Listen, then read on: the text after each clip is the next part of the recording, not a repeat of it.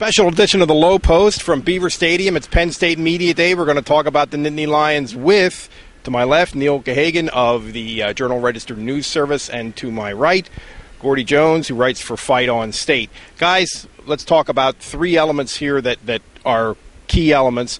Offensive line, secondary, and the wide receivers, having lost 3 4-year starter wide receivers. Which of those is the biggest deal, do you think, Neil? Well, I think most people look at the secondary and think that's going to be the biggest problem, but my favorite is offensive line. Whenever Penn State struggles, since they've been in the Big Ten, it's when they have trouble up front on the offensive line.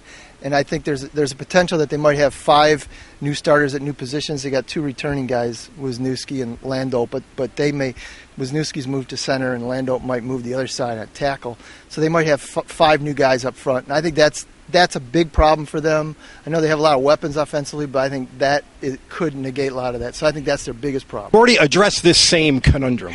The same conundrum. I would say, I'm going to fudge a little bit and say that the offensive line and the receivers in combination could be a lot to overcome. You know, you have experience with Darryl Clark at quarterback, you have experience with Evan Royster at tailback, but those two things in combination could be a real issue because if you look at the receivers, they made a lot of plays over the last 4 years. Butler, Norwood, Williams, so they really did a lot of things for them. And now you're looking to patch and fill, and starting with Graham Zug, the Mannheim Central kid, who is probably the most experienced of the group. But after that, let's see what happens, and let's see how that unfolds. Now, defensively, they should be pretty good.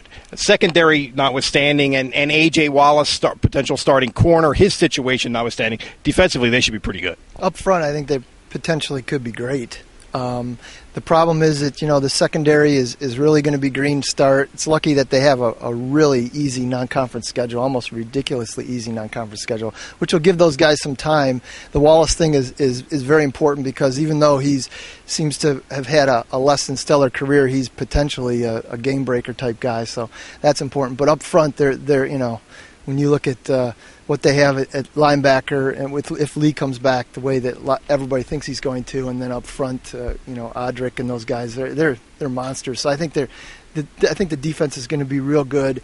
I think if the secondary comes around, it could be great. Well, the schedule makes it tough for them to have too bad a season, but maybe does not playing tough opponents keep them from being great, maybe? I think there's a potential for that. And I think that's the risk Penn State runs whenever they trot out these ridiculous non-conference games, because when they do go to Iowa City or... You are scoffing at Eastern Illinois. Go ahead, scoff. Is that a team? It's one AA level, right, with a losing record, so that'll tell you. And that might be their toughest non-conference game. So, stop it. I think there is a potential for that, because when you get into a real tough road game, you might not be ready for it. And they have some tough road games this year, so I think they better be ready at Iowa City. They better be ready in East Lansing, and Michigan might. They've had all kinds of trouble at Michigan. So.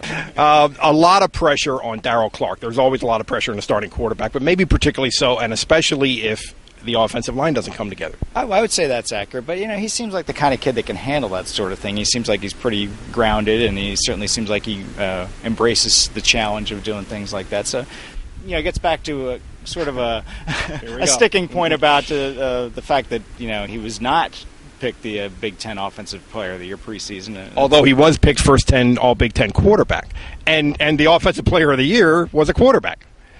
Go figure. Go figure, my friend. Go figure. All right, let's do predictions.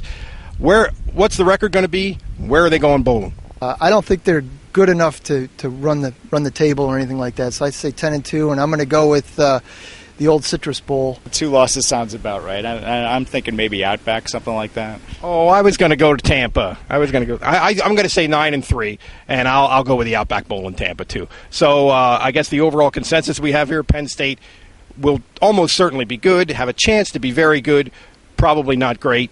People will be packing this place regardless.